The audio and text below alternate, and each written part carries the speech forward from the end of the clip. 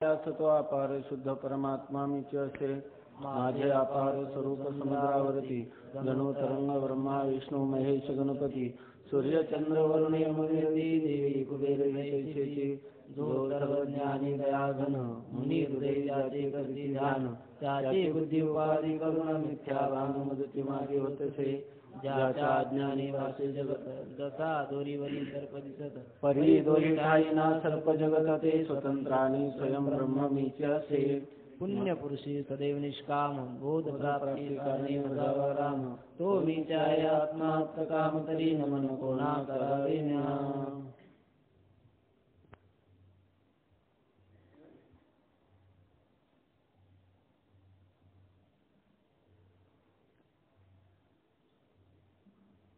वेदांताच्या दृष्टीनं तत्वज्ञान असा शब्द तत्वज्ञान म्हणजे तत् आणि त्व ऐकणार तत् आणि त्वम यांचं ज्ञान म्हणजे तत् आणि त्वम तत् पदाचा अर्थ आहे ईश्वर आणि त्वम पदाचा अर्थ आहे जीव आणि तत्त्वम अशी असं वेदातलं महावाक्य आहे. त्या महावाक्याचा अर्थ जर आपल्याला समजून घ्यायचा झाला तर सरळ अर्थ असा होतो तत् म्हणजे ईश्वर आणि तो म्हणजे तू असणारा जीव अशी म्हणजे आहेस म्हणजे तू असणारा जीवच ईश्वर आहे असा त्याचा अर्थ होतो.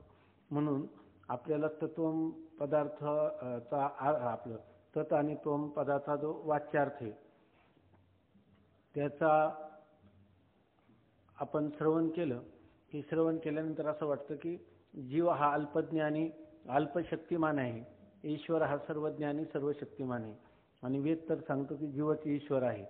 हा जो वाच्यार्थ आहे तो जुळत नाही, अनुभवाशी जुळत नाही.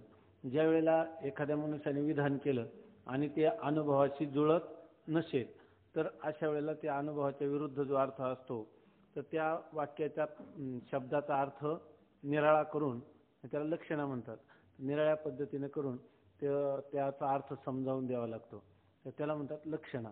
म्हणजे लक्षणेने त्याचा अर्थ समजावून घ्यावा लागतो. आता पुढे सगळा विषय येणारच आहे. तर जेव्हा आपण वेदांताच्या प्रकरण ग्रंथाचा विचार करतो त्याच्यामध्ये नेहमी तत्वमसी महावाक्याचा अर्थ समजावून सांगितला जातो आणि आपल्याला ज्ञान किंवा तत्वज्ञान म्हणतो याचा अर्थ खरं जीव आणि ब्रह्माच्या ऐक्याचं ज्ञान आहे की नाही. यालाच म्हणतात मी ब्रह्म आहे असं वाटेल त्याला ज्ञान म्हणायचं. काल त्यांनी सांगितलं ज्ञान आणि अज्ञान याच्यामध्ये ज्ञान ते एकच आहे की ज्याच्यामध्ये मी ब्रह्मरूप आहे असा बुद्धीचा निश्चय होतो किंवा असं असणारं जे वृत्तीरूप ज्ञान त्याला ज्ञान म्हणतात. एक स्वरूपभूत ज्ञान आहे एक वृत्ती रूप ज्ञान आहे. परंतु आपल्याला संसार बंधाची निवृत्ती करायची असेल तर स्वरूपभूत ज्ञान त्याला काही करत नाही कारण ते सामान्य आहे. ते विशेष भावाला यावं लागतं. विशेष भावाला म्हणजे अहम ब्रह्मास्मी इत्याकारक वृत्तीमध्ये जे विशेष भावाला इथं प्रतिफलित होतं ते चैतन्य जे ते हा अज्ञानाच्या विरोधी आहे. केवळ सामान्य चैतन्य अज्ञानाच्या विरोधी नाही. म्हणून आपल्याला ह्या गुरु शिष्य सत्पथाच्या द्वारा शास्त्र चिंतन करीतच ह्या अज्ञानाला घालवण्यासाठी हे वृत्तीरूप ज्ञानाची आवश्यकता आहे. अहम ब्रह्मास्मी. तेव्हा याचा अर्थ हे होणारं ज्ञान त्याचं साधन इंद्रिय नाही तर त्या इंद्रियांनी ब्रह्माचं ज्ञान होऊ शकत नाही. इंद्रिय हे मन बुद्धी आणि इंद्रिय मन आणि बुद्धी यांना ब्रह्म हे अगोचर आहे म्हणजे विषय होणारं नाही आणि ब्रह्माचं विशेष स्वरूपाचं ज्ञान झाल्याशिवाय तर अज्ञान निवृत्त होत नाही. मग आता त्याचं विशेष स्वरूपाचं ज्ञान होण्यासाठी साधन काय तर त्याचं साधन आहे की अनेक प्रमाण आहेत परंतु याच्यामध्ये शब्द प्रमाण हे सर्वात प्रबल प्रमाण आहे. आपण जर शिष्याला श्रीगुरूंनी तत्वमसी महावाक्याचा उपदेश केला तर त्या महावाक्याचा श्रोत्रेंद्रियाशी संबंध होऊन त्याची अंतःकरण वृत्ती जेव्हा अहम ब्रह्मास्मी इत्याकारक होते त्यावेळेला ह्या अज्ञानाचा नाश आणि अज्ञान कार्याचा बाध होतो. प्रमाण अनेक आहेत परंतु प्रबल प्रमाण वेद आहे. प्रत्यक्ष प्रमाण, अनुमान प्रमाण, उपमान, शब्द, अर्थापत्ती, अनुपलब्धी, काही लोक तर ऐतिह्य असं प्रमाण मानतात, काही परंपरेला प्रमाण मानतात, काही इतिहासाला प्रमाण मानतात. असं जरी असलं तर सगळ्यात प्रबल प्रमाण हे शब्द प्रमाण आणि शब्द म्हणजे अपौरुषेय शब्दराशी असा असणारा जो वेद त्या वेदाला प्रबल प्रमाण मानतात. मग अशा वेळेला ह्या शब्द जो आहे तो शब्दाने आपल्याला ज्ञान होतं. मग तो शब्द काय आहे सांगतो, महावाक्य रूप असणारं शब्द काय आहे, तत्वम असी. तर त्याचा अर्थ आपल्याला लक्षात आला पाहिजे.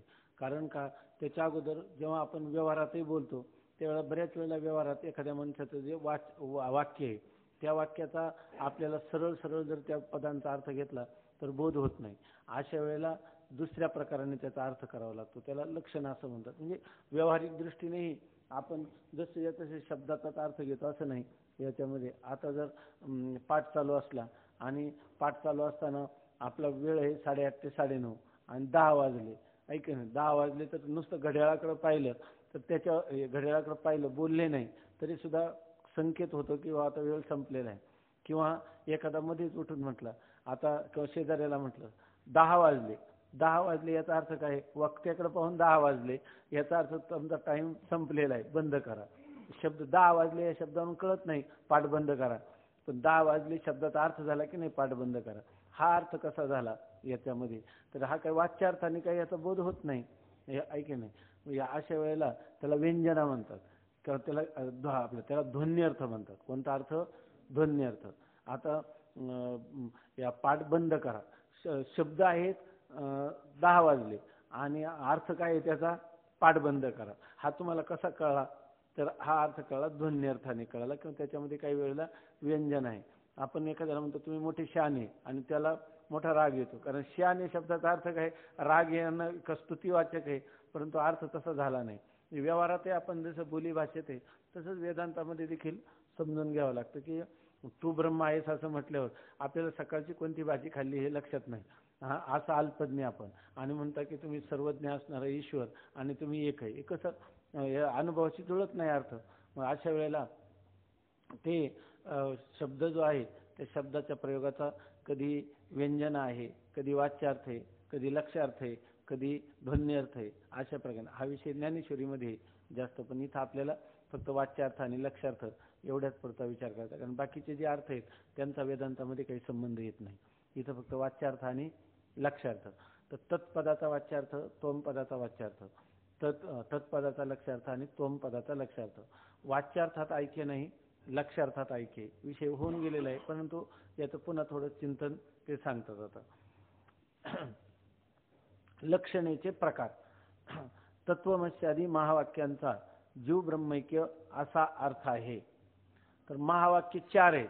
तत्वमसी, अहम ब्रह्मास्मी, प्रज्ञानम ब्रह्म आणि अयम आत्मा ब्रह्म, अशी 4 महावाक्य वेदामध्ये. संपूर्ण 4 वेदाची 4 महावाक्य.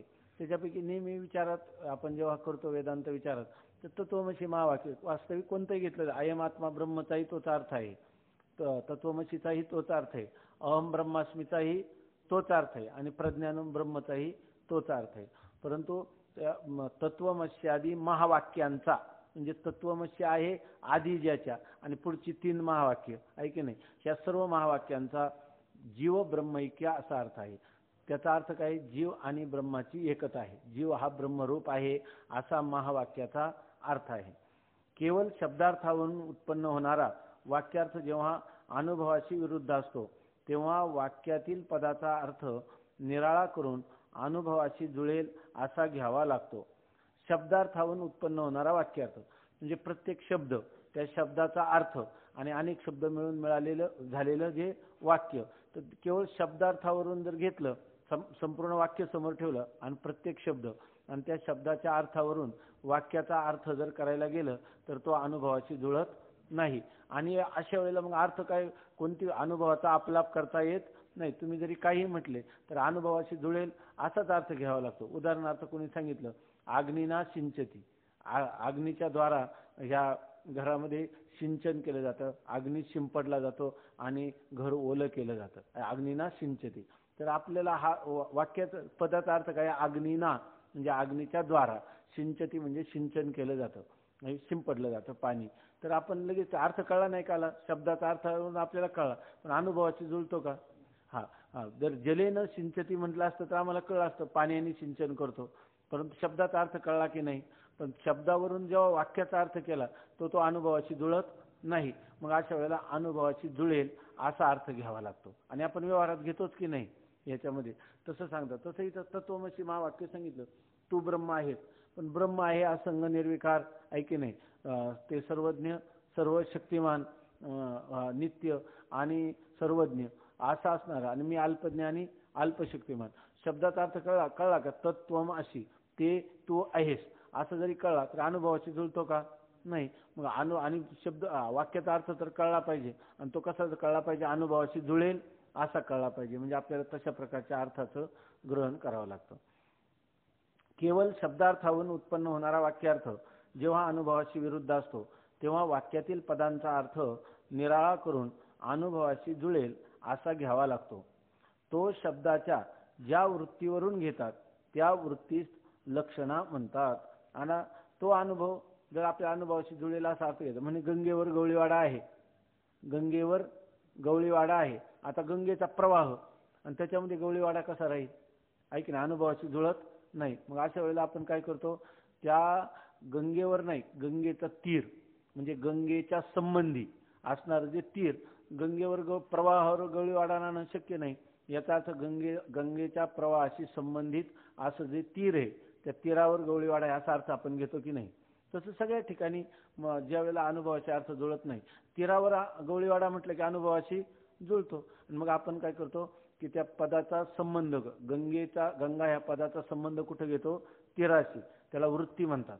याच्या ठिकाणी म्हणजे आपल्याला ज्या वृत्तीवरून घेतो, वृत्ती म्हणजे पदाची अर्थबोधक शक्ती, खाली टीप दिलेली, त्या पदाने ज्या अर्थाचा बोध होतो त्या पदाच्या ठिकाणी असणारा अर्थाचा बोध करून देणारी पदाच्या ठिकाणी जी शक्ती, पदाची अर्थावबोधक म्हणजे अर्थाचं ज्ञान करून देण्याची जी शक्ती, तिला वृत्ती असं म्हणतात.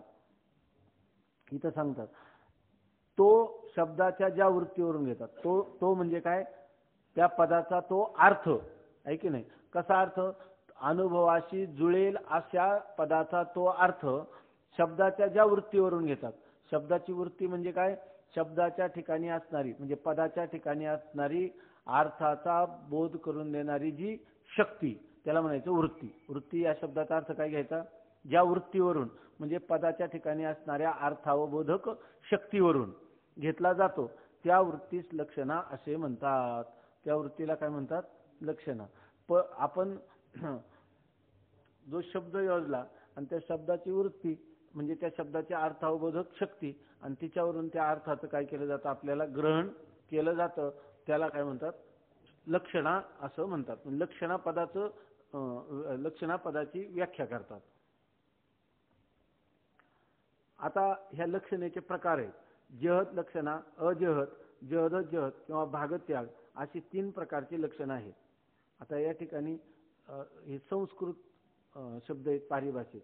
जहत म्हणजे टाकणं, अजहत म्हणजे घेणं, न टाकता घेणं, आणि जहदजहत म्हणजे काही भाग टाकणं आणि काही भाग घेणं, याला म्हणतात भागत्याग. अशी 3 प्रकारची लक्षणं आहेत. या जहदजहत लक्षणाचं दुसरं नाव काय आहे? भागत्याग लक्षणा. आता तुम्ही म्हणता अनुभवाची जुळेल असा अर्थ शब्दाच्या ज्या वृत्तीवरून घ्यायचा तिला लक्षणा असं म्हणतात, आहे की नाही? मग ती लक्षणा किती प्रकारची आहे? 3 प्रकारची. जहद लक्षणा, अजहद लक्षणा आणि जहद लक्षणा किंवा भागत्याग लक्षणा. महावाक्यांचे जीव ब्रह्मैक्य हे तात्पर्य आहे. महावाक्याचं तात्पर्य म्हणजे काय? वक्तुर इच्छा तात्पर्य. वक्त्याची जी इच्छा आहे, वक्त्याचा जो अभिप्राय आहे सांगण्यात, त्याला म्हणायचं तात्पर्य, आहे की नाही? आपल्याला वचन काही असलं त्याचा अर्थ करताना काय करतो? वक्त्याची त्याच्या पाठीमागं काय इच्छा आहे त्याला म्हणायचं तात्पर्य. ती बाई घरी आली आणि बराच तिने त्याची स्तुती केली आणि तुमच्या म्हशी चांगल्या आहेत, भरपूर दूध दुभत आहे, त्या सगळ्या याचं. मग ती बाई, तिला काय पाहिजे होतं? ताक पाहिजे होतं. मग तिची इच्छा काय होती? त्याला वक्तुरी इच्छा. मग ती बाई काय म्हणते? बरं तुम्ही आले तर भांडं घेऊन आले का ताक घेऊन जा. नसलं आलं तर माझ्या घरचं भांडं घेऊन तुम्ही ताक घेऊन जा. तुम्ही ताक कसं काय दिलं? ती इतका स्तुती कर. तात्पर्य काय होतं? ताक नेण्यातच होतं. जरी दुसरे शब्द बोलत असले तर तात्पर्य काय होतं? ते म्हणलं ना, ताकापुरते रामायण. तसं इथं वक्त्याची इच्छा काय आहे त्याला म्हणायचं तात्पर्य. तर महावाक्याचे जीव ब्रह्मैक्य हे तात्पर्य आहे. तत्वमसी अहम ब्रह्मास्मी एवढी महावाक्य आहे. त्या महावाक्यामध्ये वेदाचा आशय काय आहे, वेदाची इच्छा काय आहे, तर जीव आणि ब्रह्म यांची एकता सांगण्यात आहे. मग महावाक्याचं तात्पर्य काय आहे? जीव ब्रह्माची एकता. ते वाक्यातील पदांच्या शक्तिवृत्तीने बोधन केले जात नाही. आता जर जीव ब्रह्माचं ऐक्य हे काय आहे, महावाक्यांचं तात्पर्य आहे. मग जर तुम्हाला सांगितलं की तत्वमसी, तर तात्पर्य लक्षात येतं का? तात्पर्य लक्षात येत नाही. उलट असं मनात संशय निर्माण होतो की मी ब्रह्म कसा असू शकेल असं. कारण का? ते पदांच्या शक्तिवृत्तीने बोधन केले जात नाही. पदार्थाची शक्तिवृत्ती म्हणजे शब्दाच्या अर्थावरून होणारा बोध. तत्पदाचा अर्थ काय होतो? ईश्वर. आणि तोम पदाचा शक्तिवृत्तीचा अर्थ काय होतो? जीव. आहे की नाही? बरोबर आहे ना? जीव कशाला म्हणतात? की अंतकरण अधिष्ठान चैतन्य आणि त्याचं अंतकरणामध्ये पडलेलं प्रतिबिंब, याला मिळून जीव म्हणतात. तो तोम पदाचा काय झाला? वाच्यार्थ. आणि तो कशाने? तोम पदाने त्याचं काय होतं? तोम पदाचा तो वाच्यार्थ आहे की नाही, आपल्या लक्षात येतो. तोम या पदाचा शक्तिवृत्तीने काय अर्थ होतो? जीव. शक्तिवृत्तीने. बरोबर आहे ना? तर फक्त अर्थ काय होतो? जीव. आणि तत्पदाचा शक्तिवृत्तीने म्हणजे वाच्यार्थ काय होतो? फक्त ईश्वर असा अर्थ. ईश्वर कशाला म्हणतात? माया अधिष्ठान चैतन्य आणि माया अधिष्ठान चैतन्याचं मायेमध्ये पडलेलं प्रतिबिंब. मग तत् आणि त्वम यांचं जरी ऐक्य असा अर्थ होतो की नाही, परंतु वाक्याचं तात्पर्य आहे, पण अनुभवाची जुळतंय का? नाही. ईश्वर कधी जीव होणार नाही आणि जीव कधी ईश्वर होणार नाही. जीवाची उपाधी जी आहे ती मलिन सत्वात्मक अविद्या आहे आणि ईश्वराची उपाधी ती शुद्ध सत्वात्मक माया आहे. आणि दोघांचं ऐक्य होणं कधी शक्य नाही. आता सांगितलं ना, जीवाला सकाळची भाजी खाल्लेली लक्षात नाही आणि ईश्वराचं सामर्थ्य काय आहे? मुंगी की पाव में घुंगरू बजे वो भी अल्लाह सुनता है, एवढं त्याचं सामर्थ्य. एक समवायावर छेदे करून भूत भविष्य आणि वर्तमानातल्या सर्व प्राणीमात्रांचं त्यांचं कर्म, त्यांच्या कर्मफलाची योजना आहे की नाही, सर्वाचं ज्ञान ईश्वराला एकाच वेळेला असतं. जीवाला आहे का? नाही. जर जीवाला जर विचारलं की तू 5 मिनिट बस आणि 5 मिनिटामध्ये, 5 मिनिट कशाला 1 मिनिट, 1 मिनिटामध्ये जे आलेले सगळे विचार क्रमाने सांग. तुझ्या अंतकरणात आलेले सगळे विचार, अगोदर हा विचार आला, नंतर हा आला, त्या सेकंदाला हा आला, असं तरी त्याला वर्गीकरण करता येतं. तो लक्षात नाही राहत, एवढं जुळवणूक करता येत नाही. इतका अल्पज्ञ असणारा जीव आणि त्याला म्हणायचं की तू काय आहे? ईश्वर आहे असं म्हणणं अनुभवाशी जुळत नाही. आणि शक्तिवृत्तीनं ज्ञान तर काय होतं? तो ईश्वर आणि जीव एक आहे असं शब्दार्थावरून किंवा शक्तिवृत्तीनं त्याचं ज्ञान होतं आणि अनुभवाशी जुळत नाही. महावाक्यांचे जीव ब्रह्मैक्य हे तात्पर्य आहे. ते वाक्यातील पदांच्या शक्तिवृत्तीने बोधन केले जात नाही. मग त्याचा बोध होतो का आपल्याला स्पष्ट? तत्वमसी महावाक्य ऐकल्यावर मी ब्रह्म आहे असा बोध होत नाही, कारण शक्तिवृत्तीने त्याचा अनुभवाशी तो जुळतच नाही. म्हणून लक्षणा करण्याची आवश्यकता आहे. आणि जेव्हा शक्तिवृत्तीनं किंवा वाच्यार्थाने एखादा अर्थ अनुभवाशी जुळत नाही, तेव्हा अनुभवाशी जुळेल असा त्या पदांचा अर्थ काय करावा लागतो? निराळा अर्थ करावा लागतो. म्हणजे निराळा अर्थ करावा लागतो, त्यालाच काय म्हणतात? लक्षणा असं म्हणतात.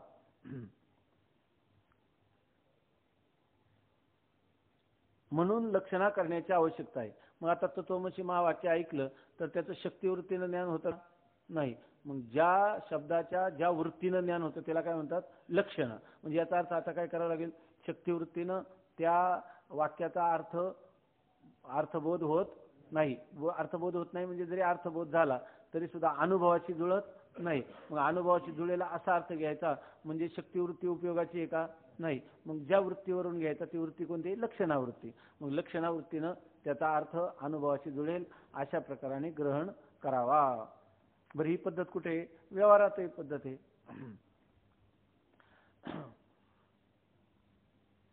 कालच एक विनोद वाचला की त्या मुलाला सांगितलं आईनं की मांजर, मी थोडी कामात आहे तर तू मांजरीकडे लक्ष ठेव, मांजर दूध पिऊन जाईल, त्याच्याकडे लक्ष ठेव. मग आता त्या मांजर आलं, आई कामाला गेली, मांजर आलं, ते सगळं व्यवस्थित दूध पिलं आणि यांनी पाहिलं, त्यांनी सांगितलं मांजर पहा दूध पिईल. तर त्यांनी सांगितलं लक्ष ठेव. मी एकदम एकाग्रतेनं लक्ष होतं, मांजर दूध पित होतं. मांजर दूध पित होतं, तो काय सांगितलं? लक्ष ठेव. मी एकाग्रपणे, कालच मी एक विनोद वाचला, त्यांनी लक्ष ठेवलं बरोबर. आईचं तात्पर्य काय होतं की मांजरापासून दुधाचं संरक्षण कर. हे सांग, काकेनं दद्दी रक्षताम ना, कावळ्या काकेभ्यो दधी रक्षताम, कावळ्यापासून ह्या दह्याचं रक्षण कर. मग कावळ्यापासून कर. मांजर आलं आणि मांजर खाऊन गेलं दही, तर त्याने सांगितलं का बरं? म्हणे तू सांगितलं होतं आईला, म्हटलं की कावळ्यापासून, कावळ्याला मी येऊ दिलं नाही. आता तर वक्त्याचं तात्पर्य अनुवासित वेळे असं घ्यायला लागतं. तशा प्रकाराने कधी लक्षणा करावी लागते. हा, सैंधवम आनय. कधी कधी वक्त्याचं तात्पर्य महत्वाचं आहे. एकाने सांगितलं की सैंधवम आनय, सैंधव म्हणजे मीठ असा एक अर्थ आहे, सैंधव म्हणजे घोडा असा एक अर्थ आहे की नाही. आता राजाला परचक्र आलं, त्यामुळे त्याने लगेच सांगितलं शिपायाला सैंधवम आनय, सैंधव घेऊन ये. तो आला मिठाचा डबा घेऊन, काय उपयोग? सैंधव आणून म्हणजे तो घोडा आणला पाहिजे. जेवण करत असणाऱ्या माणसाला सांगितलं त्याने पत्नीला सैंधवम आनय, ते म्हणे घोडा सज्ज करून आणते. घोड्याचा काय उपयोग आहे तिथं? त्याच्या भाजीमध्ये मीठ कमी आहे. जसं म्हणजे ज्या वेळेला पदाच्या शक्तीवरून अर्थ होत नाही, त्यावेळेला काही त्याची लक्षणा वृत्तीने त्याचा अर्थ घ्यावा लागतो. किंवा वक्त्याचं तात्पर्य, वक्त्याचा वक्तू ही इच्छा, वक्त्याची इच्छा काय आहे ती समजून घ्यावी लागते. व्यवहारातही आपण असं करतो की नाही. आणि व्यवहारात जी लोक वाच्यार्थ लक्ष्यार्थ ज्यांना कळतो, जहद लक्षणा अजहद लक्षणा जहद जहद लक्षणा, काही वेळेला उपयोगाचं असतं तेवढं घ्यायचं असतं, अनुपयोगाचं असलं की टाकायचं असतं, आणि आपला स्वार्थ साधायचा असतो. मग त्याला जर म्हटलं तर म्हणून मला का तुमचा हा भाग कळलाच नाही असं म्हणायचं. कोणती लक्षणं केली? जहद लक्षणं केली आहे की नाही. आणि त्यांनी थोडं सांगितलं असलं तर अनुकूल आणखीन बरंच घेतलं. अहो पण मी कुठं सांगितलं होतं? नाही मला वाटलं तसं. अजहद लक्षणं केली. तुम्ही हे सांगितलं मग त्याच्याबरोबर दूध घ्या सांगितलं, म्हणून मला वाटलं त्याच्यात तूप पण घ्यायचं. अरे तुला दूधच घ्यायला सांगितलं होतं. अजहद लक्षणं केली आहे की नाही. असं म्हणजे थोडक्यात काय, व्यवहारामध्ये ज्या पुरुषाचा व्यवहार जास्त सफल व्हायचा असेल तर त्याला काय कळली पाहिजे? लक्षणा कळली पाहिजे. शक्तिवृत्तीने अर्थ कळला पाहिजे, वाच्यार्थ कळला पाहिजे, लक्ष्यार्थ कळला पाहिजे, ध्वन्यर्थ कळला पाहिजे, व्यंग्यार्थ कळला पाहिजे, सगळे व्यंजना पण कळली पाहिजे. हे जसं आहे इथं मात्र आपल्या वेदांतामध्ये साधा भोळा मनुष्य असला तर त्याला फक्त दोनच अर्थ कळले तरी चालतात. त्याला वाच्यार्थ कळावा आणि लक्ष्यार्थ कळावा, तरी सुद्धा त्याचं जीवन परिपूर्ण होतं. व्यवहारामध्ये मात्र सगळं लागतं. याच्यापेक्षा नवीन एखाद्या अर्थाचा शोध लावा लागतो. तर त्याच्यामध्ये सांगतात की आता लक्षणेचे प्रकार, जहद लक्षणा, अजहद लक्षणा आणि जहद जहद लक्षणा. महावाक्यांचे तात्पर्य, महावाक्यांचे तात्पर्य जीव ब्रह्मेके आहे. ते वाक्यातील पदांच्या शक्तिवृत्तीने बोधन केले जात नाही, म्हणून लक्षणा करण्याची आवश्यकता आहे. त्यापैकी पहिल्या दोन लक्षणांचा महावाक्याचे तात्पर्य काढण्यात उपयोग होत नाही. आता महावाक्याचं जेव्हा तात्पर्य लक्षणावृत्तीनं काढायचं, पण लक्षणावृत्ती सुद्धा लक्षण काही एक प्रकारची का लक्षणा? तीन प्रकारचे. परंतु या ठिकाणी जहद लक्षणा आणि अजहद लक्षणा हे जरी केले तरी महावाक्याचं तात्पर्य आपल्याला कळत नाही. वेदाला काय म्हणायचंय हे कळत नाही, जहद लक्षणेने पण कळत नाही आणि अजहद लक्षणेने कळत नाही. मग त्याच्यासाठी जहद जहद लक्षणा म्हणजे काही भागाचं ग्रहण आणि काही भागाचं त्याग, अशा जहद जहद लक्षणे महावाक्याचं तात्पर्य आपल्या ध्यानी येतं. त्यापैकी पहिल्या दोन लक्षणांचा महावाक्याचे तात्पर्य काढण्यात उपयोग होत नाही. तिसऱ्या भागत्याग लक्षणेनेच ते तात्पर्य निघते. महावाक्याचं तात्पर्य काढण्यासाठी भागत्याग लक्षणा किंवा जहद जहद लक्षणा उपयोगी पडते असं सांगतात. आता हे शब्द सध्या फक्त आपण ऐकून ठेवायचे, त्याचं स्पष्टीकरण जसा विषय चालेल तसं लक्षात येत जाईल. थोडक्यामध्ये जहद म्हणजे काही भागाचा त्याग करायचा, अजहद म्हणजे त्या भागाचा त्याग करता नवीनचं काय करायचं? ग्रहण करायचं. जहद जहद लक्षणा म्हणजे काही भागाचा त्याग आणि काही भागाचं ग्रहण, असं स्थूलमानाने लक्षात ठेवायचं. पुढे सांगणारच आहे. पहिल्या दोन लक्षणांचा महावाक्याचे तात्पर्य काढण्यात उपयोग होत नाही. तिसऱ्या भागत्याग लक्षणेनेच ते तात्पर्य निघते. शिष्य म्हणतो, महाराज मला प्रथम लक्षणा म्हणजे काय ते सांगा, नंतर जहदादी लक्षणातील भेद सांगा.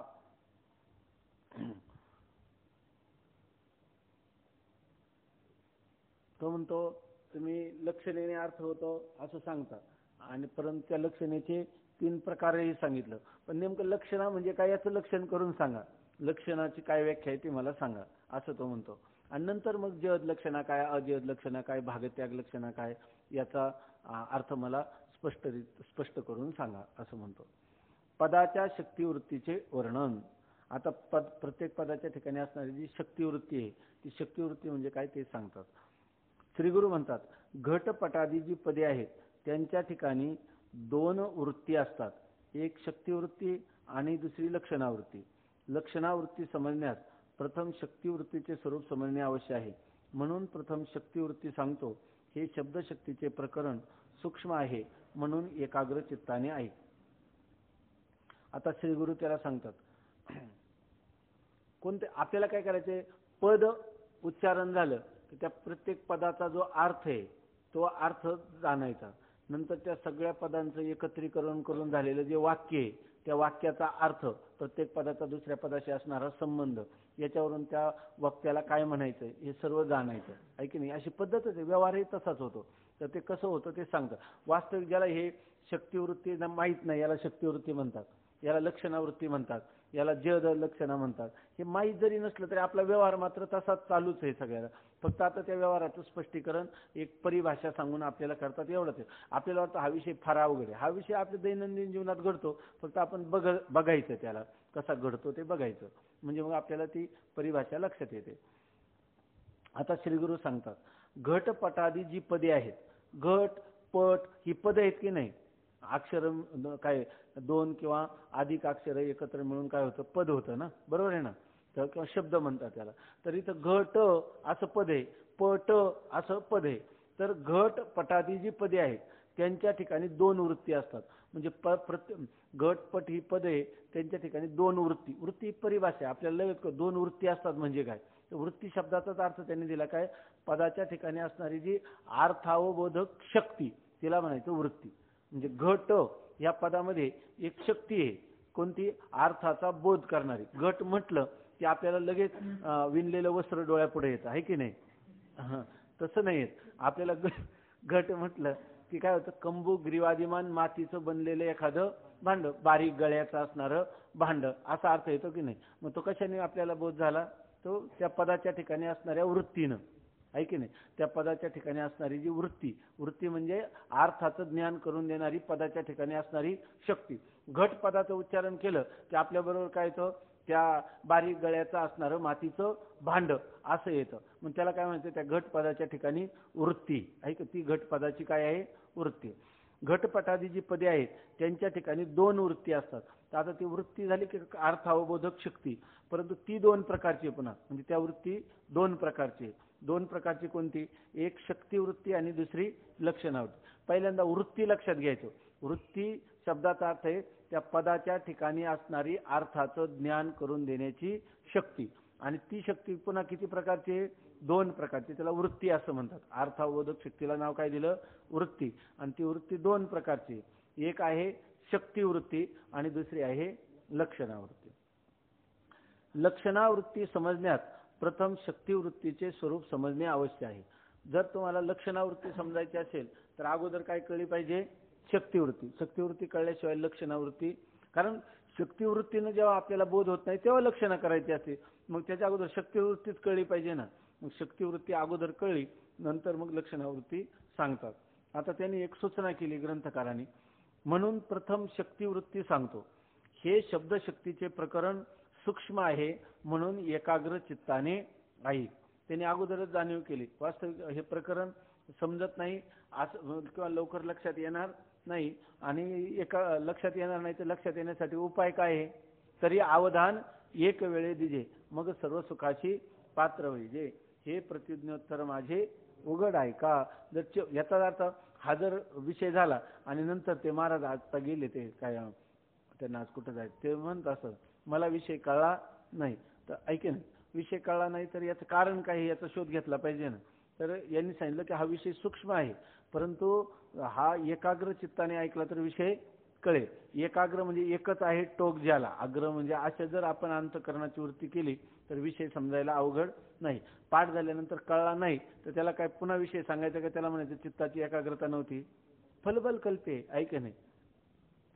शब्दशक्तीचे प्रकरण सूक्ष्म आहे म्हणजे बुद्धीवर लवकर आरूढ होणार नाही, म्हणून एकाग्र चित्ताने ऐक. म्हणजे थोडक्यात काय आहे की आपल्याला अगोदरच जागृती देतात की नंतर काय म्हणण्यापेक्षा एकाग्र चित्त करा म्हणजे हा विषय कळेल. आतापर्यंत आपल्या लक्षात काय आलं, शक्तिवृत्ती आणि लक्षणावृत्ती. लक्षणावृत्तीचे तीन भेद, जहद लक्षण, अजहद लक्षणा आणि जहद अजहद लक्षणा किंवा भागत्याग लक्षणा. हे एवढे शब्द आता एकदम आपल्या कानावरून जायला लागले. वास्तविक आताच कानावरून जायला लागले का थोडा थोडा परिचय आहे, थोडा थोडा परिचय आहे, आता थोडा बारकाईने करून घ्यायचा. घटपद श्रवणानंतर सर्वत्र ठिकाणी नियमाने कंबुग्रीवादिमान अर्थाचा बोध होतो. यावरून घटपदाचा आणि घटरूप अर्थाचा काहीतरी संबंध आहे असे निश्चित होते. त्या संबंधासच शक्तिवृत्ती म्हणतात. आता शक्तिवृत्तीचं निरूपण करतात. घटपद श्रवणानंतर, घट असं पद आपण श्रवण केलं म्हणजे ऐकलं, घट. तर घटपद ऐकल्यानंतर काय होतं? नियमाने, नियमाने म्हणजे निश्चितपूर्वक कंबुग्रीवादिमान अर्थाचा बोध होतो. घटपद ऐकलं की आपल्याला कंबुग्रीवा, कंबुग्रीवा म्हणजे लहान आहे, ग्रीवा म्हणजे मान म्हणजे गळा, ज्याचा अशा प्रकारचं मातीचं भांड, अशा अर्थाचा बोध होतो की नाही घट म्हटल्यानंतर. तसंच पट असं आपण म्हटल्याबरोबर कोणत्या अर्थाचा बोध होतो? आडवे आणि उभे तंतू एकत्र करून धोटा, म्हणजे त्या विणकराने धोटा हातमाग यांच्या द्वारा तयार केलेला एक कपडा, असं आपल्या डोळ्यासमोर येतं की नाही पट म्हटल्याबरोबर, त्या अर्थाचा बोध होतो. यावरून घट पदाचा आणि घटरूप अर्थाचा काहीतरी संबंध आहे. याचाच अर्थ घट हे उच्चारलेलं पद आणि तो घट म्हणजे कंबुग्रीवादिमान मातीचं भांड, तो पद आणि त्या पदाचा अर्थ आहे की नाही, त्या पदाचा अर्थ जो कंबुग्रीवादिमान मातीचं भांड, ह्या घट पदाचा आणि त्या पदार्थाचा, त्या दोघांचा काहीतरी संबंध आहे असं आपल्याला निश्चित येतं. घट म्हणल्यावर पट येत नाही आणि पट म्हणल्यावर आपल्याला घट अर्थाचा अर्थ समोर येत नाही. याचा अर्थ ते पद आणि त्या पदाचा अर्थ ह्या दोघांचा काहीतरी संबंध आहे. यावरून घटपदाचा आणि घटरूप अर्थाचा काहीतरी संबंध आहे असे निश्चित होते आणि त्या संबंधास शक्तिवृत्ती म्हणतात. आता शक्तिवृत्ती म्हणजे काय? पद आणि पदाचा अर्थ यांच्या संबंधाला शक्तिवृत्ती असे म्हणतात. बरोबर ना?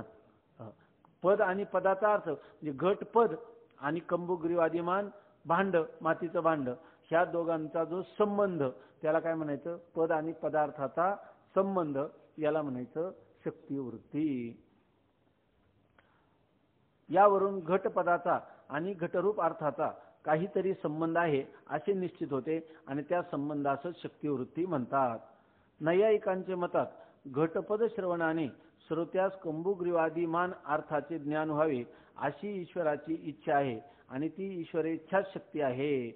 पण सिद्धांत मतात तसे मानित नाहीत.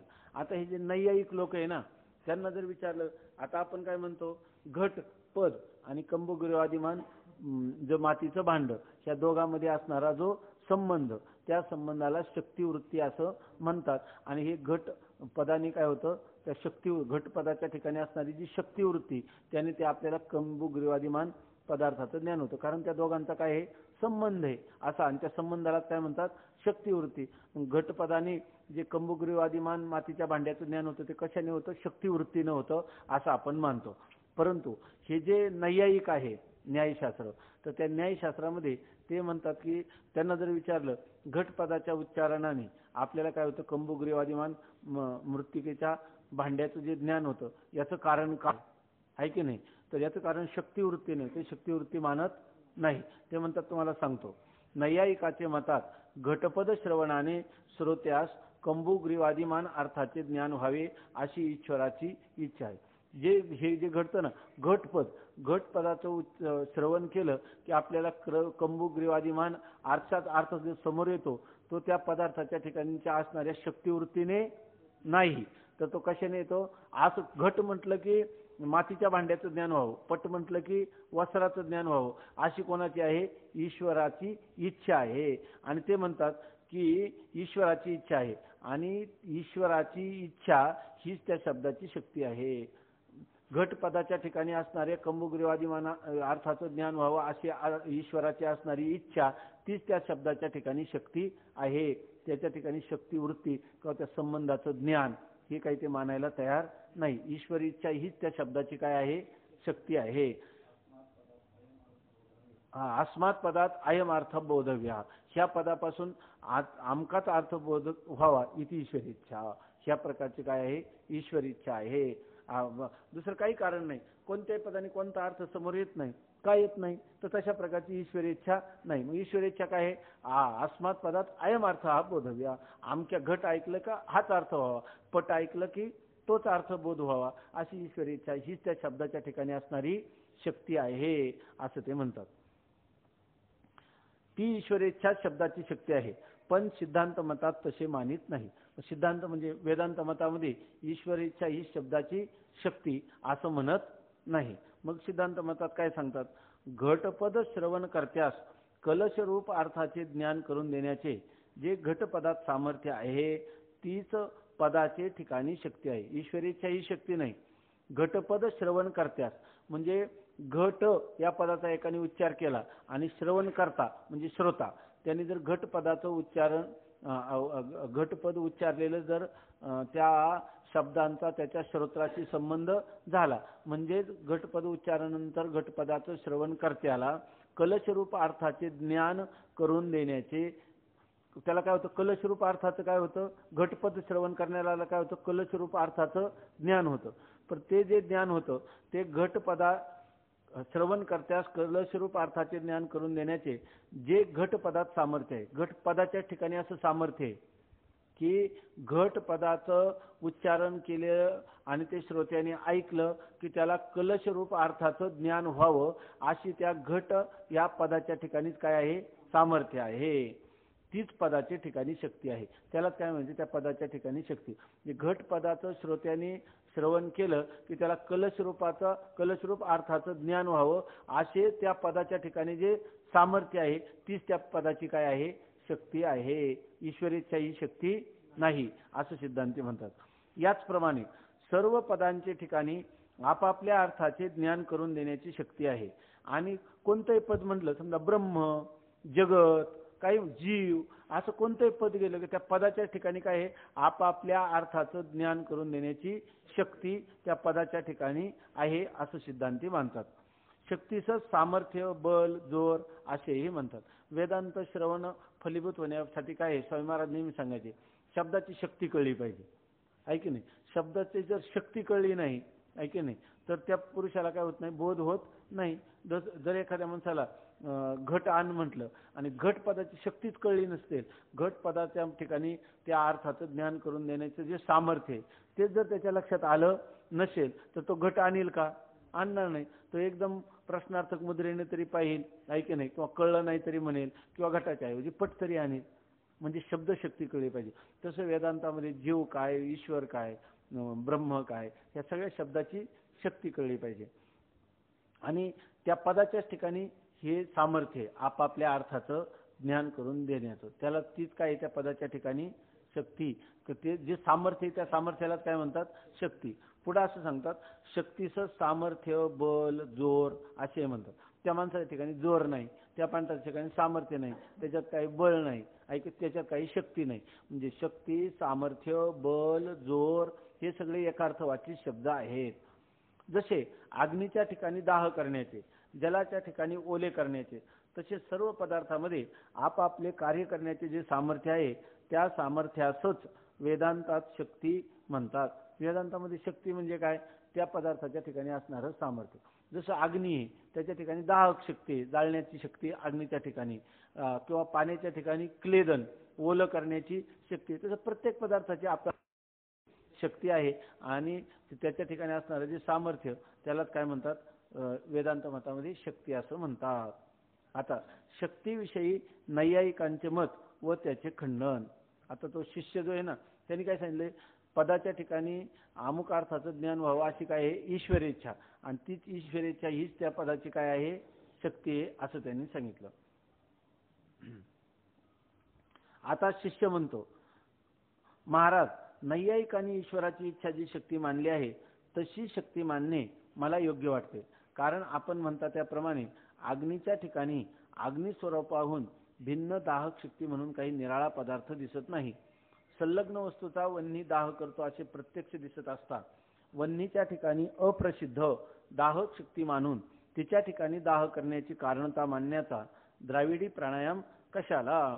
याकरिता पदापासून अर्थबोध व्हावा अशा ईश्वरी इच्छेलाच शक्ती मानणे बरे. हे जे नैयायिक आहेत हे फार बुद्धिवान, फार सूक्ष्म बुद्धीचे आहेत आणि कोणती गोष्ट तर्काच्या कसोटीवर घासल्याशिवाय ते ग्रहण करण्याला तयार होत नाही. आणि हा शिष्य जो आहे ना, याला नेमकं नैयायिकाचं मत अधिक पटलेलं आहे की पदाच्या ठिकाणी अमुक अर्थाचा बोध व्हावा अशा प्रकारची जी ईश्वर इच्छा तिला शक्ती म्हणावं, हे मत त्याला पटलेलं आहे. त्याला असं मत पटलं नाही की त्या पदाच्या ठिकाणी श्रवणकर्त्याला अमुक अर्थाचं ज्ञान करून द्यावं ही त्या पदाच्या ठिकाणी शक्ती आहे.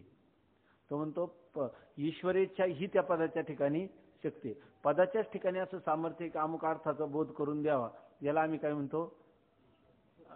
नाही, त्या पदाच्या ठिकाणी असणारी शक्ती अशी त्याला मान्य नाही. म्हणून तो म्हणतो, महाराज, नैयायिकांनी ईश्वराची इच्छा जी शक्ती मानली आहे तशी शक्ती मानणे मला योग्य वाटते. मला तर नैयायिकांचंच मत बरोबर वाटतं.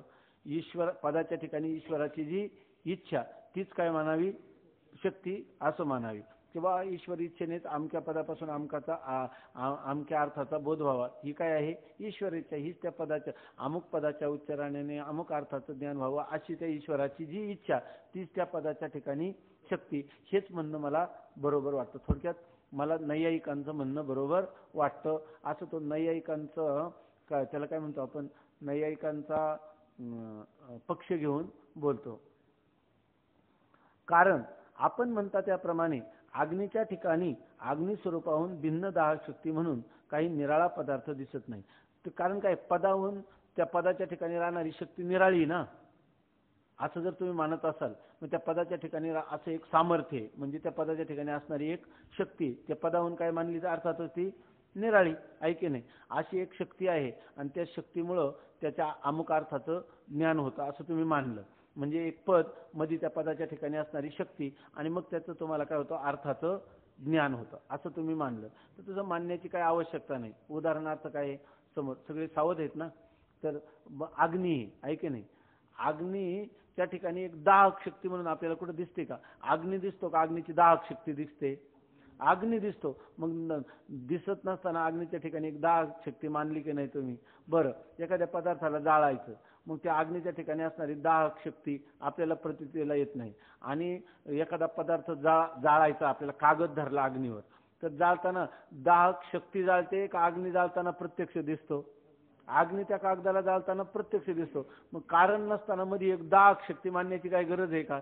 अग्नी कागद जाळतो असं म्हणणं चांगलं का अग्नीच्या ठिकाणी दिसत नसताना एक दाहक शक्ती आहे असं मानायचं, मग त्या दाहक शक्तीमुळे तो कागद जळाला असं म्हणणं म्हणजे हा द्राविडी प्राणायाम नाही का? म्हणजे उगीच केलेला उतार येता नाही का?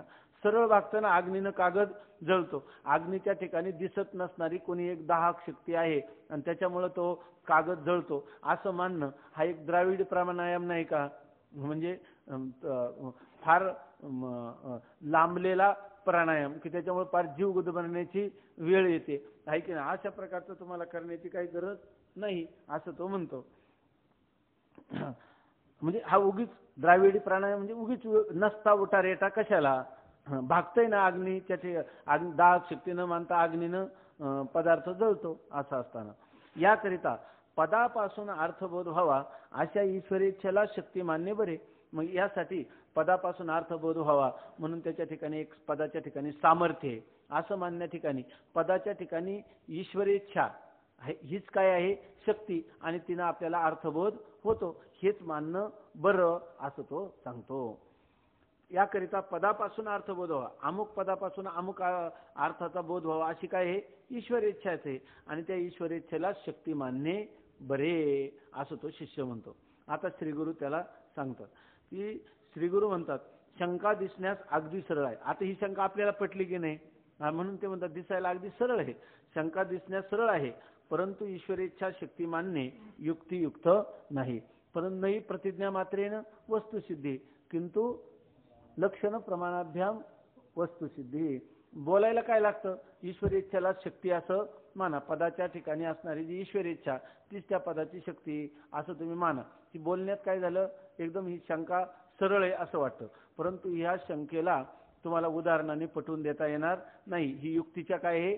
विरुद्ध आहे. म्हणजे युक्तियुक्त नाही म्हणजे युक्तीच्या विरुद्ध आहे. आता तुम्हाला कुठेतरी उदाहरण देऊन सांगता आलं पाहिजे. पदार्थाची शक्ती अग्नीच्या ठिकाणी दाहक शक्ती मानण्याची काहीच गरज नाही. अग्नीच्या ठिकाणी साक्षात त्या पदार्थाला जाळण्याचं सामर्थ्य अग्नीच्या ठिकाणी, शक्ती नावाचा पदार्थ अग्नीच्या ठिकाणी दाहक शक्ती, जाळण्याची शक्ती असं मानण्याची गरज नाही. आता युक्तीने हे पटवून दे. आता त्याला सांगतात मणी मंत्र औषधी यांचा अग्नीशी संयोग झाला असता अग्नीपासून दाह होत नाही असा अनुभव आहे. ते इथं मराठवाड्यामध्ये पाचले गाव म्हणून एक गाव आहे. तर स्वामींचे एक मित्र होते पाचले गावकर महाराज म्हणून, त्यांचा इथे कुठेतरी फोटो पण आहे मला वाटतं. तर ते पाचले गावकर महाराज होते. तर ते काही यज्ञ वगैरे करायचे. तिथं अजूनही चालू आहे तो यज्ञ. पाचले गाव मराठवाड्यामध्ये परभणी जिल्ह्यामध्ये गाव आहे, आम्ही पाहिले तिथं. तर ते एक यज्ञ करतात, मला वाटतं श्रावण महिन्यातच कधी असतो. तर त्या यज्ञामध्ये सगळे लोक खैराचे निखारे असतात, ते इंगळ म्हणतो ना आपण, आणि त्याच्यावरून सगळे लोक पायी चालत जातात, त्याच्यावर चालतात. तरी त्यांना तो अग्नी काही भाजत नाही, अशी स्थिती आहे. तर ते उदाहरण देतात इथं की मनी मंत्र औषधी यांचा अग्नीशी संयोग झाला असता अग्नीपासून दाह होत नाही असा अनुभव आहे. काही लोकांच्या जवळ आजही अशा प्रकारच्या काही मंत्र आहेत किंवा काही मनी आहेत किंवा काही अशा औषधी द्रव्ये आहेत की त्या होम कुंडामध्ये जर आपण तो पदार्थ ठेवला की तो अग्नी तर दिसतो आपल्याला, म्हणजे अगदी रखरखीत अग्नी दिसतो, आणि तो मात्र जर हातात जरी ते विस्तव घेतला तरी तो हात पोळत नाही. याला चमत्कार म्हणतात ना लोक. त्याला कारण काय आहे, त्यांच्याजवळ एकतर मनी मंत्र किंवा औषधी यांच्याद्वारा तो अग्नी जरी आपण हातात घेतला तरी तो आपल्याला भाजत नाही. मनी मंत्र औषधी यांचा अग्नीशी संयोग झाला असता अग्नीपासून दाह होत नाही असा अनुभव आहे. ते मनी मंत्राधिक प्रतिबंध असताही प्रतिबंधक मन्यांचा प्रतिबंध दूर करणारा उत्तेजक मनी अग्नीजवळ ठेवला असता अग्नी संयुक्त पदार्थाचा दाह होतो. आणि दुसरा एक मांत्रिक आला आणि तो ह्यांनी काय केलं, मंत्राने ते सर्व त्या अग्नीवरून चालत होता, आणि तो दुसरा मनुष्य आला, त्याने हळू तिथं बसला आणि दुसरा एक उत्तेजक मणी ठेवला. उत्तेजक मणी ठेवल्यावर तो जो प्रतिबंधक मण्यामुळे जे अग्नीपासून पोळणं थांबलं होतं, ती अग्नीची शक्ती पुन्हा जागृत झाली. हा लगेच शंख करायला लागला उत्तेजक मणी त्या ठिकाणी घातल्यामुळं. आता अग्नी पहिला नव्हता का, होता, तर त्यावेळेला तो पोळत होता का, नाही. आता अग्नीनं आपल्या उष्णतेचा प्रभाव दाखवला की नाही. आता नकळत पाव जरी अग्नीवरी पडी, नकळत जरी पाव पडला तरी तो मनुष्य दाह झाल्याशिवाय राहत नाही. आता तुम्ही काय म्हणता, अग्नीच्याच ठिकाणी शक्ती मानण्याची गरज नाही. मग शक्ती मानण्याची गरज नाही तर अग्नीवर पाय ठेवल्यावर अगोदर पोळत नव्हता मणिमंत्र औषधीमुळे, आणि दुसरा उत्तेजक मणी ठेवल्याबरोबर लगेच पोळायला लागला. मग अगोदर जिथं तुम्ही काय म्हणता अग्नीच्या ठिकाणी साक्षात सामर्थ्य आहे जाळण्याचं, आहे की नाही. आता तुम्ही त्या अग्नीवर किती कागद धरला तर जळत नव्हता, आणि नंतर काय झाला, जळायला लागला. मग अग्नी होतात की नाही. मग अग्नीच्या ठिकाणीच सामर्थ्य असं तुम्हाला म्हणता येईल का. अग्नीच्या ठिकाणी सामर्थ्य म्हटलं की जे अग्नीशी संबंध आला की जळायलाच पाहिजे, पण कधी जळत नाही आणि कधी जळतो. याचा अर्थ मध्ये काहीतरी त्याला काय म्हणतो, मध्ये काहीतरी त्याला काय कोड काहीतरी आपलं मानलं पाहिजे, काहीतरी मध्ये दुसरंच काहीतरी पदार्थ असला पाहिजे की ज्याच्यामुळे कधी अग्नी पोळतो तर कधी अग्नी पोळत नाही. मग केवळ ही जी दाहक शक्ती आपल्या अग्नीच्या ठिकाणी दाहक शक्ती नावाची काहीतरी शक्ती मानली पाहिजे ना. अग्नी आहे परंतु पोळत नाही आणि कधी पोळतो, म्हणजे मध्ये काहीतरी माध्यम त्याच्या मानावं लागेल, ते सांगतात.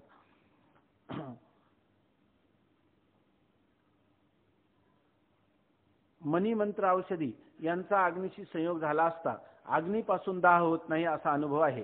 ते मनी मंत्राधिक प्रतिबंध असताही प्रतिबंधक मण्याचा प्रतिबंध दूर करणारा उत्तेजक मणी अग्नीजवळ ठेवला असता अग्नी संयुक्त पदार्थाचा दाह होतो. आता असा विचार कर की शक्ती वाचून केवळ अग्नीच दाहकतेचा हेतू असता तर प्रतिबंधक असताही अग्नीने दाह केलाच पाहिजे. कारण दाहकतेचा हेतू तुझ्या म्हणण्याप्रमाणे केवळ वन्नीच असून प्रतिबंधक असतानाही वन्नीच असतो. मग तो दाह का करीत नाही. प्रतिबंधकाने प्रतिबंधक कोणाचा केला. याचे उत्तर एकच की वन्नीचे ठिकाणी असणाऱ्या दाहकता रूप शक्तीचाच प्रतिबंध केला. आता त्याला विचार करायला सांगतात स्वतः. आता तो विचार कर म्हणतात. ही घटना सांगितली, ही युक्ती त्याला समजावून सांगितली, आणि आता म्हणतात विचार कर की शक्ती वाचून केवळ अग्नीच दाहकतेचा हेतू असतात. तो म्हणतो शक्तीची काही गरज नाही, अग्नीच दाहकतेला कारण आहे. त्याच्या ठिकाणी दाहक शक्ती म्हणून नाही, अग्नीच हे सगळं जाळण्याचं कार्य करतो आणि शक्ती मानण्याची गरज नाही. असं जर तुझ्या म्हणण्याप्रमाणे मानलं तर शक्ती वाचून केवळ अग्नीच दाहकतेचा हेतू असता तर प्रतिबंधक असताही अग्नीने दाह केलाच पाहिजे. किती जरी प्रतिबंधक मनी ठेवलं तर जिथं जिथं अग्नी तिथं तिथं दाहकत्व. मग प्रतिबंधक मनी ठेवला तरी अग्नी आहेच का नाही, मग त्यांनी दाह केला पाहिजे, पण केला का त्या ठिकाणी नाही. कारण दाहकतेचा हेतू तुझ्या म्हणण्याप्रमाणे केवळ वन्नीच असून प्रतिबंधक असतानाही वन्नी असतोच. तुझ्या मताप्रमाणे दाहकतेला कारण कोण आहे का अग्नीच्या ठिकाणी दाहक शक्ती आहे नाही, केवळ अग्नी. मग ज्या वेळेला तुम्ही मनी मंत्र औषधाने प्रतिबंध केला तेव्हा अग्नी होतात की नाही, होतात. मग त्यांनी जाळलं पाहिजे की नाही, जाळलं पाहिजे. आणि जाळतो का नाही, मग तो दाह का करीत नाही. मग जिथं जिथं अग्नी तिथं तिथं दाह. मग अग्नी असताना दाह झाला का नाही, नाही झाला तर का झाला नाही सांग. ज्या वेळेला तुम्ही प्रतिबंधक मनी ठेवला तर दाह झाला नाही आणि तुझा त्या शक्ती तर मानायला तयार नाही, मग का झाला नाही. अग्नी तर आहे आणि दाह तर झाला नाही, का झाला नाही याचं उत्तर सांग. त्याला म्हणतात तुझ्या उत्तराची वाट पाहण्याची गरजच नाही, आम्हीच सांगतो ते ऐक. त्याचं काय, मग तो दाह का करीत नाही, प्रतिबंधकाने प्रतिबंध कोणाचा केला. आता ते सांगतात जो प्रतिबंधक मनी ठेवला तो म्हणशील तर प्रतिबंधक मनीने कोणाचा प्रतिबंध केला, अग्नीचा प्रतिबंध केला का नाही, अग्नी तर होतात. मग प्रतिबंध मनाने काय दाह तर होऊ दिला नाही आणि अग्नीचा प्रतिबंध केला नाही, मग प्रतिबंध केला तरी कोणाचा आहे की नाही असं त्याला विचारतात. प्रतिबंधकाने प्रतिबंध कोणाचा केला, याचे उत्तर एकच की वन्नीचे ठिकाणी असणाऱ्या दाहकता रूप शक्तीचाच प्रतिबंध केला. अर्थात त्या प्रतिबंध मनाने काय केलं, अग्नी तसाच ठेवला. अग्नीच्या ठिकाणी असणारी दाहक म्हणजे जाळण्याची जी शक्ती आहे त्या शक्तीला प्रतिबंधक मनाने प्रतिबंध केला असंच मानणं तुला भाग आहे. ही युक्ती पटते की नाही, आता पटते. आणि तुझं म्हणणं जे ते युक्तीला संगत होतं का नाही, म्हणून तुझं म्हणणं युक्तियुक्त नाही. आणि आमचं म्हणणं काय आहे, यथार्थही आहे आणि त्याला युक्ती पण धरते, अनुभवाशी पण जुळतं आहे की नाही. अनुभव पण आहे आणि युक्तियुक्त पण आहे. उदाहरणाने देखील ही गोष्ट आम्हाला स्पष्ट करता येते. प्रतिबंध कोणाचा केला, आता म्हणता येईल का अग्नीचा प्रतिबंध, अग्नी तर होता आणि जळालं तर नाही, मग काय त्या प्रतिबंध मनाने नेमकं केलं काय, जी जळण्याची दाहकता जी शक्ती होती त्या दाहकता शक्तीला प्रतिबंध केला असंच तुला मानावं लागेल. याचे उत्तर एकच की वन्नीच्या ठिकाणी असणाऱ्या दाहकता रूप शक्तीचाच प्रतिबंध केला. प्रतिबंधक मनी असताना उत्तेजक मनी ठेवला तर तो प्रतिबंधक मण्याचा प्रतिबंध दूर करतो. पहिल्यांदा काय, हे प्रतिबंधक मनी, तो प्रतिबंधक काय, प्रतिबंधक मनी असताना अगोदर काय ठेवला आपण, प्रतिबंधक मनी.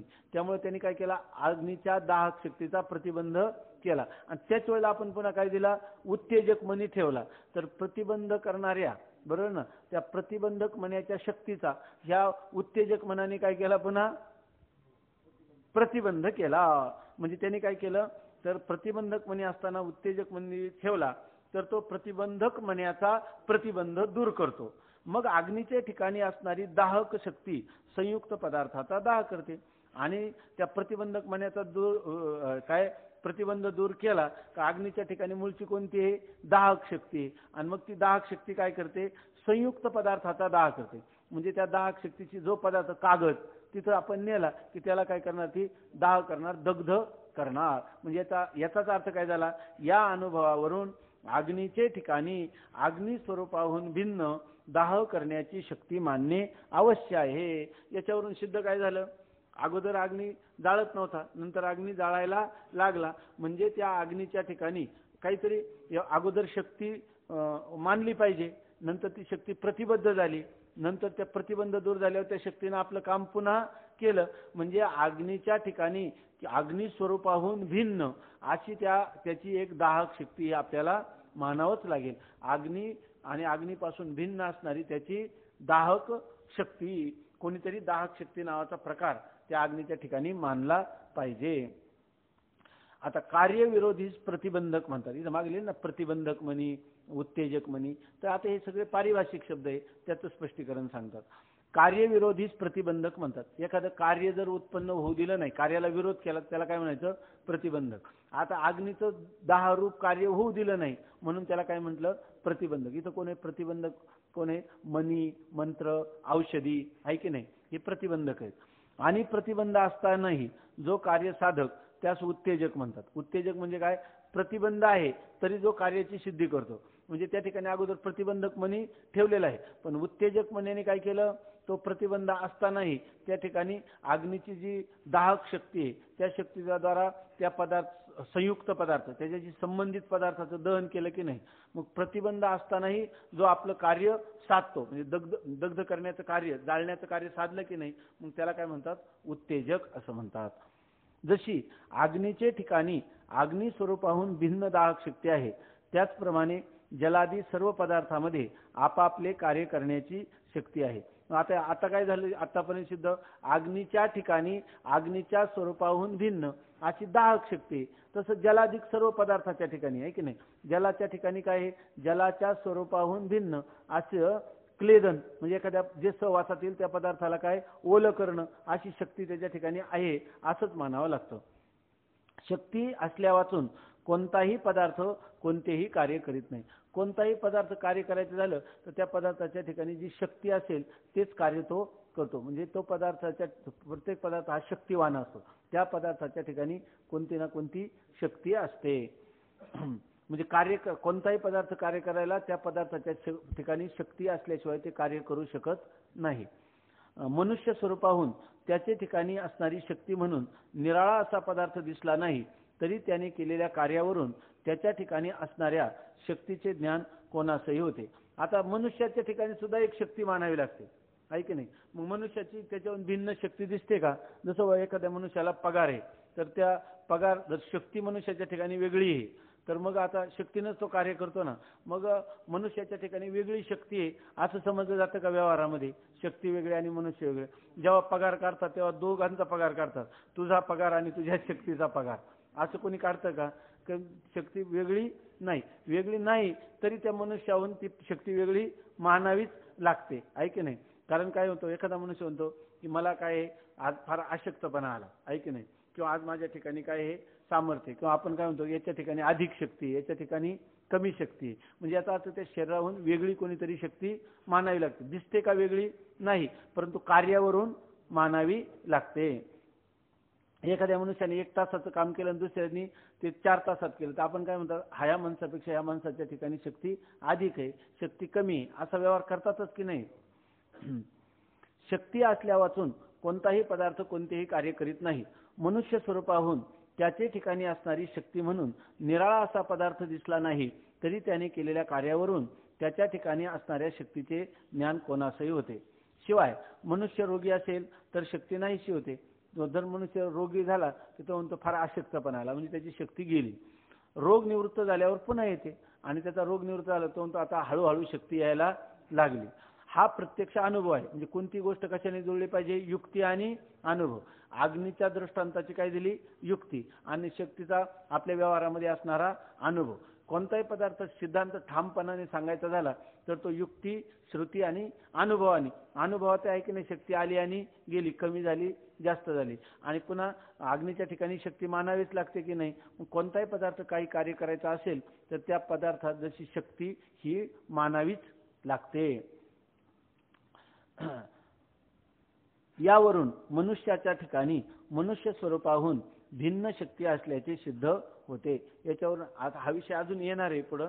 तर प्रत्येक मनुष्याच्या ठिकाणी त्या मनुष्य स्वरूपाहून भिन्न असा शक्ती नावाचा काहीतरी पदार्थ आपल्याला मानावाच लागतो. त्याचप्रमाणे घटादी पदाच्या ठिकाणी, हे कशासाठी सांगितलं, उगीच ग्रंथ वाढवायचा म्हणून नाही सांगितलं.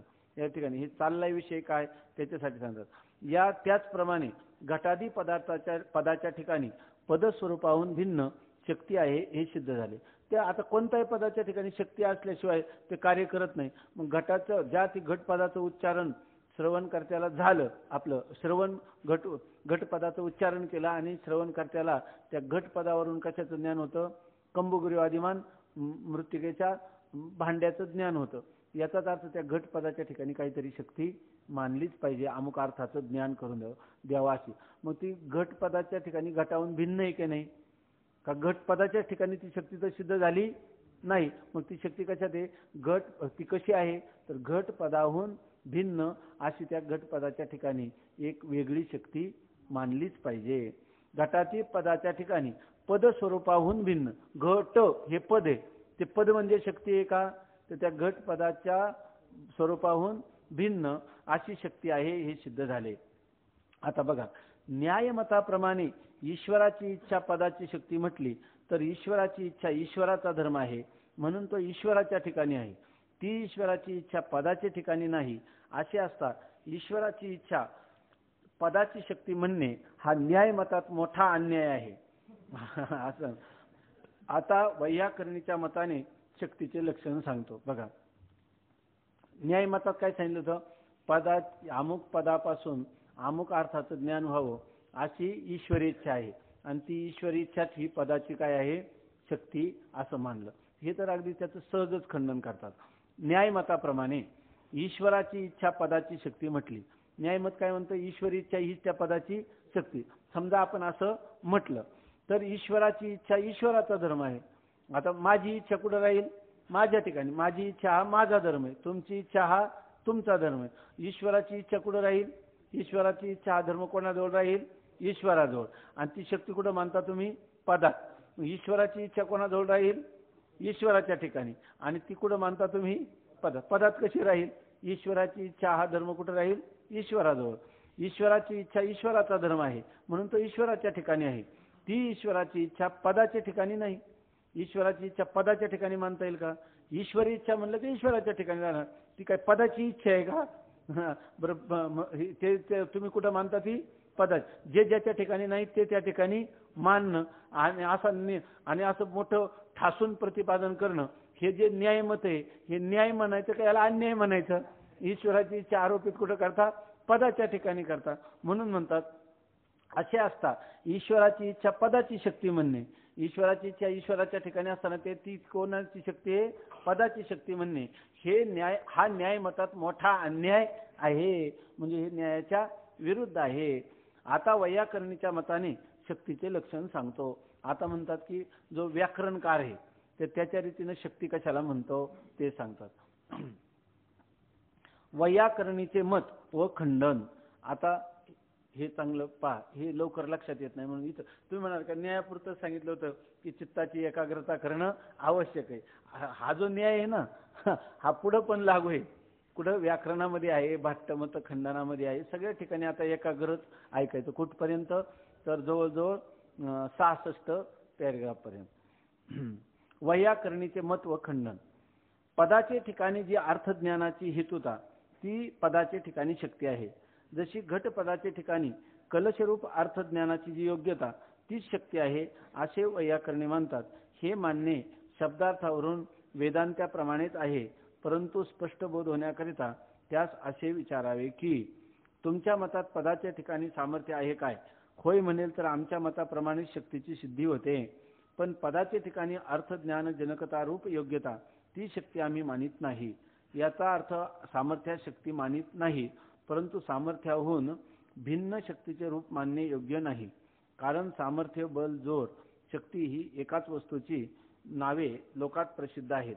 भर्जित बीजास म्हणतात की याच्या ठिकाणी अंकुरोत्पत्तीचे सामर्थ्य नाही, बल, शक्ती, जोर नाही.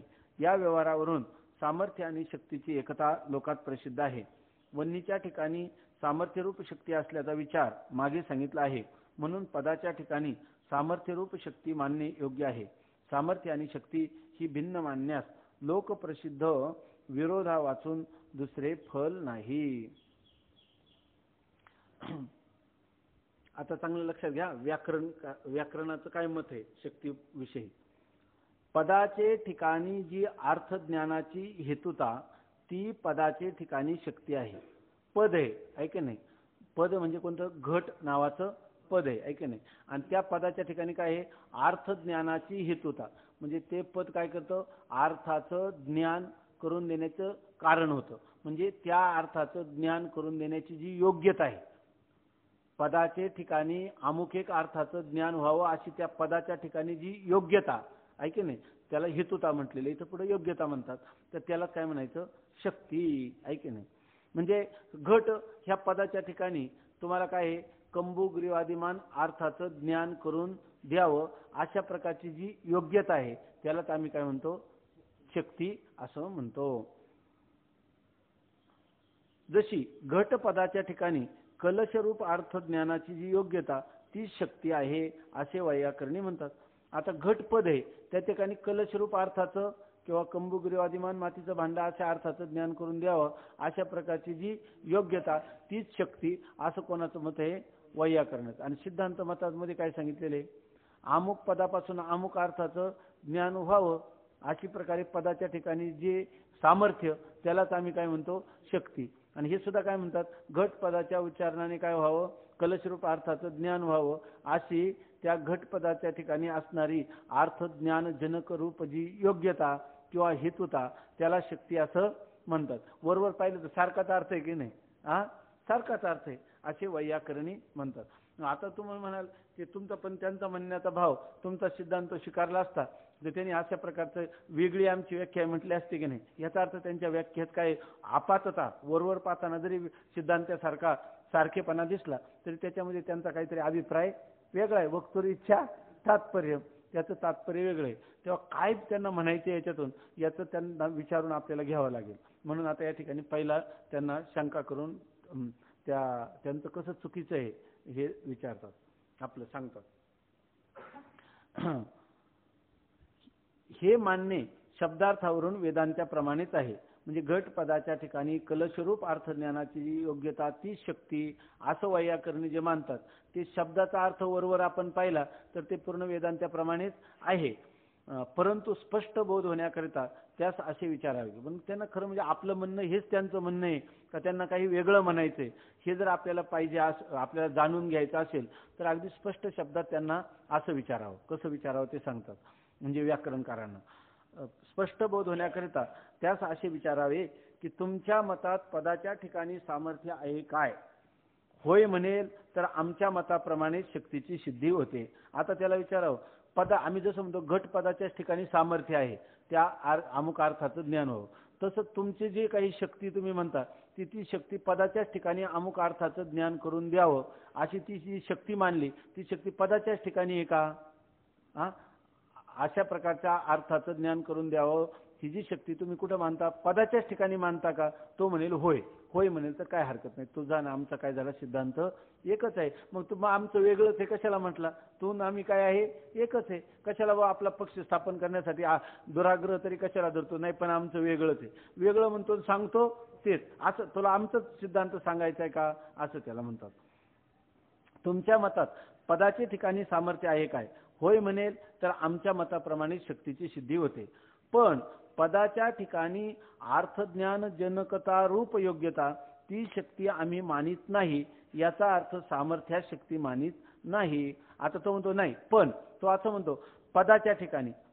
पद म्हणजे काय? अनेक वर्णांचा समुदाय होऊन निर्माण झालेला जो शब्द, त्या शब्दाला म्हणतात पद. तर त्या पदाच्या ठिकाणी अर्थज्ञान जनकता रूप योग्यता ती शक्ती मानित नाही. तो काय म्हणतो? पदाच्या ठिकाणी अर्थज्ञान जनकता रूप जी योग्यता किंवा त्या पदाच्या ठिकाणी अर्थज्ञान करून देण्याचं जे सामर्थ्य, बरोबर ना, त्याला आम्ही शक्ती म्हणत नाही. असं जर तो म्हणेल तर याचाच अर्थ काय झालं? काय पदाच्या ठिकाणी अर्थज्ञान जनकता रूप सामर्थ्य त्याला शक्ती म्हणत नाही. बरं, सामर्थ्य तर आहे की नाही? योग्यता तर आहे, परंतु त्या सामर्थ्याला आम्ही शक्ती मानत नाही असं म्हणत असेल म्हणजे याचा अर्थ काय झाला? सामर्थ्याला शक्ती म्हणत नाही. तो सामर्थ्य शब्दाचा अर्थ शक्ती असा तू करीत नाही. याचा अर्थ सामर्थ्य शक्ती मानित नाही. परंतु सामर्थ्याहून भिन्न शक्तीचे रूप मानणे योग्य नाही. परंतु सामर्थ्य वेगळं आणि शक्ती वेगळी, सामर्थ्याहून शक्ती भिन्न आहे असं म्हणता येत नाही. सामर्थ्य आणि शक्ती एक आहे, एकमेकाचे पर्याय आहे. शक्ती म्हणलं तरी सामर्थ्य आणि सामर्थ्य म्हटलं तरी शक्ती. कारण सामर्थ्य, बल, जोर, शक्ती ही एकाच वस्तूची नावे लोकात प्रसिद्ध आहेत. लोकांमध्ये सामर्थ्य, शक्ती, जोर, बल हे सगळे एकार्थवाची शब्द आहेत. भर्जित बीजास म्हणतात की याच्या ठिकाणी अंकुरोत्पत्तीचे सामर्थ्य आहे. उदाहरण देतात, एखादं भर्जित म्हणजे भाजलेलं बी आहे, तर लोक काय म्हणतात? या बियाच्या ठिकाणी अंकुर उत्पन्न करण्याचं सामर्थ्य नाही, आहे की नाही? त्याच्यात बल नाही, त्या भर्जित बीजामध्ये जोर नाही, शक्ती नाही, असंच म्हणतात की नाही? म्हणजे याचा अर्थ सामर्थ्य आणि शक्ती या शब्दांचा अर्थ काय आहे? व्यवहारात एकच करतात. या व्यवहारावरून सामर्थ्य आणि शक्तीची एकता लोकात प्रसिद्ध आहे. लोकांमध्ये कुठं म्हणजे लोकांच्या अनुभवामध्ये सामर्थ्य वेगळं आणि शक्ती वेगळं असं कोणी म्हणतंय का? सामर्थ्य आणि शक्ती एकार्थवाचे, आणि तू तर सामर्थ्याला शक्ती मानत नाही असं तू म्हणतो मान, कारण त्याला आपलं स्वतःचं वेगळे पण सिद्ध करायचं नाही, पण आमचं थोडं वेगळंच आहे, आम्ही सामर्थ्याला शक्ती मानत नाही. सगळ्या लोकांच्या अनुभवात सामर्थ्य आणि शक्ती यांना वेगळं मानण्याचं कुठं अनुभवात सिद्ध होतं का? लोकव्यवहारामध्ये कुठंच सिद्ध होत नाही. वन्नीच्या ठिकाणी सामर्थ्यरूप शक्ती असल्याचा विचार मागे सांगितलेला आहे. आपण वन्नी म्हणजे अग्नीच्या ठिकाणी सामर्थ्यरूप शक्ती वेगळी वन्नी स्वरूपाहून